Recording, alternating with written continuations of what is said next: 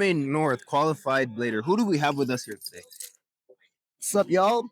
I go by Raf Dinner on WBO. Otherwise, in the Toronto blading scene, I go by Dizastar. All right. Any shout outs you want to give before we get started? I'd like to shout out to my current team at Spin City Imports, especially for blessing me with the jersey right now. And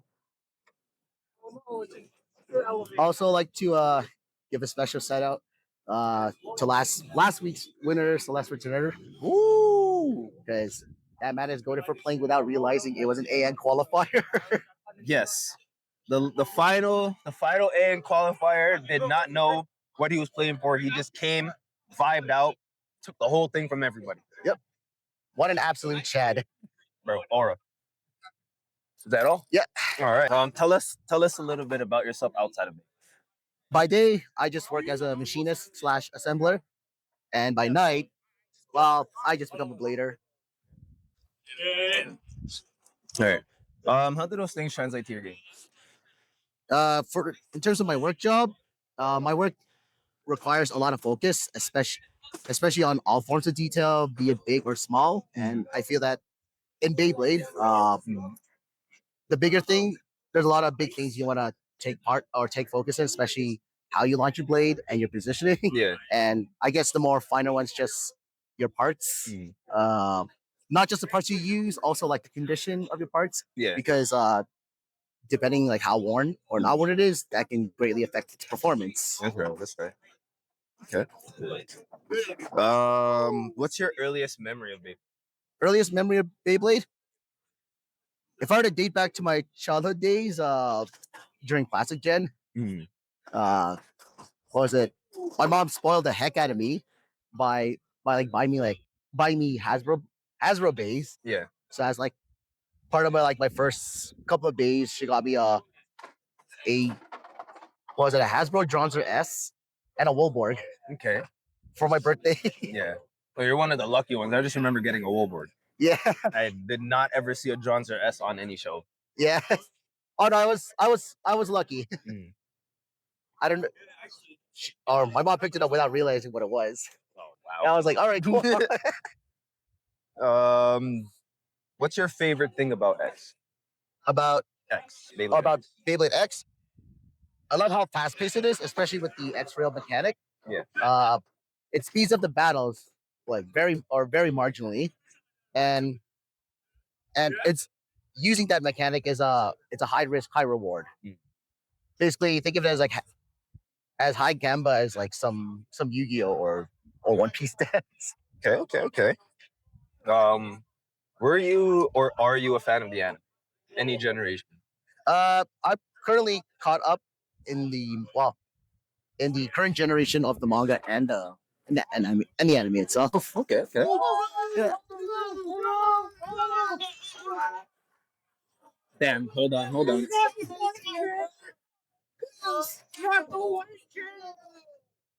Not kick.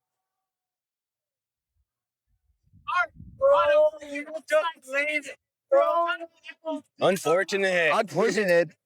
That's what happens when you practice outside. Yeah. You gotta be brave to play outside like that. Are there any standout moments from the anime? Like, what's a peak moment to you from the anime? Peak moment? I would say during the second arc, the final match between Jackson Cross or X. Okay. X and Shiroboshi Omega.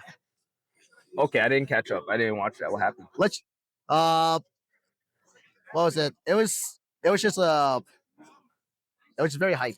It's a very hype battle. Okay. Well, it was kind of. I don't want to spoil it too much, but it kind of ends quickly. Ends quickly. What blade? It was a Dran sword versus Pegasus Blast. Oh, that could go either way. Yeah. Okay. Yeah. All right. In your words, is Beyblade a sport? Half of me says yes, and half of me says no. Now, the reason why I say yes because this iteration of Beyblade has become more physically demanding compared to the other generations. Especially now that we don't simply play on our tables using our arms. Sometimes we'll play somewhere as low as knee height where we gotta crouch. Yeah. And I know there are parts in Asia, especially Japan, where people go on their knees and play. So there's different postures and forms Yeah. needed um, to be able to play the sport. Yeah. And it really depends where you go. Okay. And then the other half, well, I mean, I think this just for the people looking from the outside in, and I kind of see where I kind of agree with them on that point because, like, at the end of no matter how no matter how much you push it to be a sport, at the end of the day, it is also a children's toy game. Yeah. It's just a lot of these children happen to be in big body. It's a fact. How long have you been playing X? I've been playing X since September of 2024. Okay, okay. And um how long did it take you to start going to locals? I actually went to my first locals when I started, Okay. which was at Untouchables. Okay, okay. So major shout out to that play. Yeah. Met a lot of great people that day. From your first time at locals, how long did it take you to start playing in the big events? Ah, I'd say it took me about 2 to 3 months. Okay. Because I started doing WBO events Yeah. within that time span Yeah. after hearing about them. Yeah. What made you want to compete? You know, as a kid, I've always wanted to like battle other people in Beyblade. Yeah. Especially if you remember back then, when YTV hosted or when Weird on Wheels hosted Beyblade battles. Okay. Whenever they go on the road. Yeah, I never got a chance to go. Nah, me neither. Yeah. So I think since then, I just haven't really found people like play with Yeah. until now. But obviously at this point, you're old. You're old enough to drive. You probably have disposable income of Yeah. sorts. As you get older, it does get easy. It does get easier to get into the hobbies you want, but trying to maintain is a whole other story. Yeah, that's true. How long have you been playing Beyblade X? Since September of 2024. When was the first time you picked up an X Blade? An X Blade, Yeah. honestly, roughly around that time. Actually, no, a month earlier, like in August. That's when I started collecting Okay. Beyblade X product. Yeah. And then how long from when you started collecting to going to locals? Going to locals, that was a month. Okay. And then from locals to competitive. Locals to competitive, 3 months from in that timeline. Okay. All right. And what made you want to compete? Honestly, as a kid, I've always wanted to face like other people in Beyblade battles, especially when YTV did Weird on Wheels. Yeah. And they hosted Beyblade battles throughout Toronto, which was, I think, a lot of kids, like myself included back then, thought it was really cool. Yeah. And sadly, I didn't get the chance to do it. Yeah. So this is so by playing in this community, this kind of satisfies my childhood dream. Okay. Okay. Where did you play your first event? I played my first locals at Untouchables in Mississauga. Okay. What is your favorite build and why? My favorite build would be Impact Drake on 760 Unite, because that was the first build that I thought myself. Yeah. And won my first WBO with it. Yeah. And also won my first prize bait tourney with it as well. So it was a crowning achievement for me. What is your preferred side, and do you have a go-to? I don't really like to try to focus too much on sides because I'd be weak. If I try to focus on one side, I get weaker on the other. But for the sake of this question, I slightly favor B side a little more because I like doing hammer launches on corners. So that it stalls.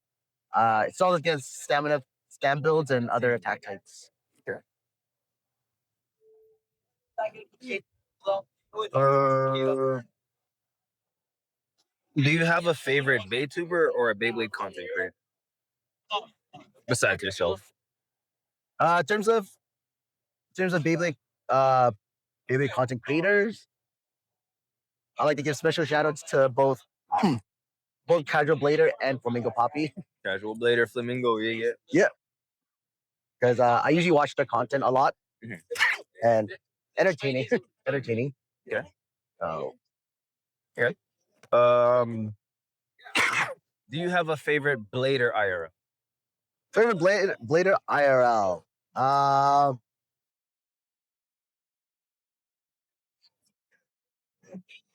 Yes, I would say, but I think most people it would be Mr. Kuma himself. Okay. I mean, I know he's moved on to greater things. Yeah. So, but I mean, he's always welcome back here. Yeah. Still number one. So number one. Yep. Would you consider yourself a meta slave or an innovator when it comes to builds? Initially a meta slave because I wasn't really that great at theory crafting, but within the last 4 months, I've been experimenting more at home, when it comes to building parts or testing. So I like to I like to say I'm leaning towards more the innovator path. Yeah. But although slowly it's getting there. Okay. Oh, 1 second. I lost the questions. So, what are your thoughts on the current state of Beyblade X, community-wise, social media, and worldwide? Current, well, in terms of community, it's it's become vibrant and it's still continuously growing from what I see because every time I go to a locals in like anywhere in the GTA, there's always going to be new players showing up, which is great. The only problem is depending on the store size, it might get a little cramped, but you know, like we can always work around that. In terms of social media wise, I think I haven't really seen too much aside from content creation on there. I mean, and there's also the official media that always broadcasts for like worlds, for example. Yeah. But at least I haven't really seen that much on the official side. Now, like in terms of on the global stage, that I'm looking forward to because now that this year's it's in Bangkok. Yep. And now that we actually have a qualifier. Yep, we finally get our chance. Thank you, Hasbro. Thank you, Hasbro. Thank you, Hasbro. Thank you, Amazon, because Amazon was also hosting. Thank you, Amazon. Thank you, Hank.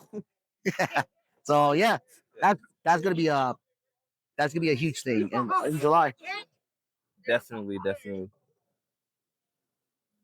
La la la la la la la.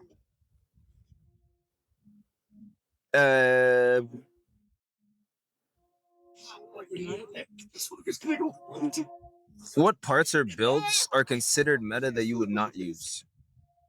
In terms of meta stuff, I wouldn't use. It would just be the ball, free ball, low orb because they don't not really my play style. Okay. I've used them before and they do work and they're a reason that they're so good. It's just I like my parts with high resistance, for example. Yeah. And also I play a little too aggressively. Yeah. To really like make full use of a stamina bit. Yeah. Okay. What's one piece of advice that you would have for newcomers? For all you newcomers out there, I would say if there's any bays, ratchets or bits you want, I would say get them as soon as possible because you'll never know when they'll just one day run out, come out the market, and then the scalpers will come in and make everything more expensive. Yeah. Yeah. Just try to collect at least one piece. Yeah. One of every piece, and then from there just and if there are parts you like, be it meta or not, and like you use a lot in competitive, have multiple pieces Yes, because they do break. They do break. backups are needed. Do you represent any teams or organizations? Currently, I represent Spin City Imports right here. Mhm. So shout out to my current team right there. Thank you again, Mr. Brody, Road. for letting me in the team. Mm. Um, at what event did you secure your spot at, and what place did you come in? Ah, so I secured my spot at the Untouchables AN qualifier volume one. Mhm. That was on March 14th, and I was fourth at the. I finished fourth at the time. Nice. How did it feel when you got your spot? Oh man, I was super stoked, mainly because during top eight, during my top eight match, I lost the first set, Yeah. and I was behind 0-3. So I knew at that point I had to lock the F in, and it was going to be an uphill battle. Mhm. So miraculously, Mm. I ended up coming back with two burst finishes, finishing the second set, and then going to third, one spin and one extreme, thus securing my spot. Nice. Oh, it was quite the ordeal. Mhm. But so what deck did you use that day and why? Uh, it was mainly meta. I mean, Wizard Rod 160 Hexa. No explanation needed there. None at all. Short skill 170 low rush, Okay. and then my other my third day at the time, which was my non. That's actually my off meta pick. Mm. So I ran Trisur Press on 760 Jolt. Originally, I thought of it. Originally, that was supposed to be more like a meme build. Yeah. I played for fun, Mhm. but then I had a little too much fun, and I kind of gambled on a few tourneys, just running it, see how it goes, and then honestly, I did not think Tricera would actually help me get the spot. So Yeah. don't sleep on the press, I guess. Don't sleep on the press. Would you consider using that deck in the big tournament, or are you thinking about changing it up? I might, as much as I would like to keep it, um, I might have to, I might have to change it up a bit, depending because what was it? Tricera, Tricera has kind of sold me a few games lately. Yeah. So, uh, and plus it does really bad against heavier bays. Extremely heavy bays, will just knock it flat on its butt. Yeah. That's probably its biggest weakness. Other than that, I would probably part of me would want to keep it, but I know like it's a week away, so I'm still kind of on the fence. Okay. Oh, What are your plans for Anime North weekend? The Friday, the Saturday, and the Sunday. on the Friday, uh, Beyblade related, I was planning on joining the team tourney, but uh, that might not go through. Okay. But throughout the weekend, I'm staying at an Airbnb nearby, so that I don't have to drive back and forth between Yeah. Markham and the venue. And throughout the con, hopefully, I actually get to go actually explore the convention itself more, Mhm. rather than just being there to Beyblade and possibly judge Yeah. events. Uh, I don't know. We'll see. Maybe buy some nice trinkets here and there. Okay. Is there a qualified blader that you do not want to battle? Ah, I think like I actually have two that I kind of want to avoid. Okay. Uh, mainly Jude and Hannock. Okay. Only because what was it? Only because what was it? Fighting those two kind of makes me nervous. Understandable.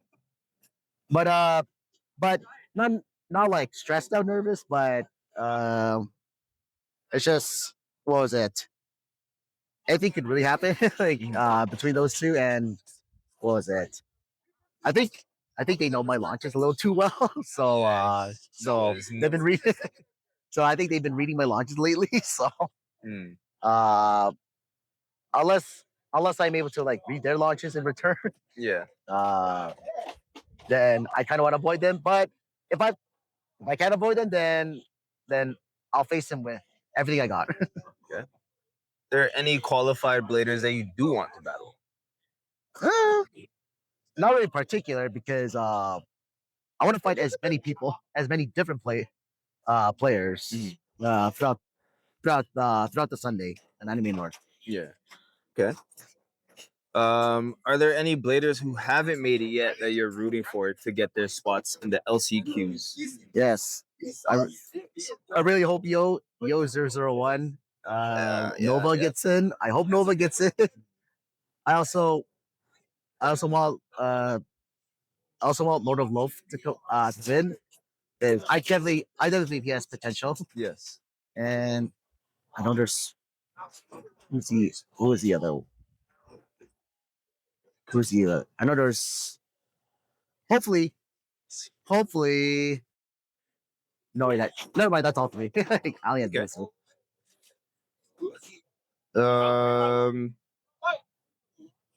Well, final question of the entire interview. Are you going to be the one who's in that final stadium fighting for the championship prize? I would like to see. Going to be the one. I would like to see myself. I would like to see myself on the podium at the very least. Okay. So I will do everything I can to try to make it there. All right. Well, Wrath. Well, Dizastar. Hold on. I need this as a face match. Plug. Well, Dizastar, since you sat down, took the time to answer all these questions, you have 1 minute to plug anything and everything you got going on, whether it's Beyblade related, outside of Beyblade, anything you want to plug. 1 minute, my friend. The floor is yours. All right. Make sure to follow Total Disaster on TikTok and BBX Disaster on Instagram for, I guess, Beyblade content. That's it. Yeah. All right. Dizastar, we will see you Sunday at Anime North. Yes, thank you.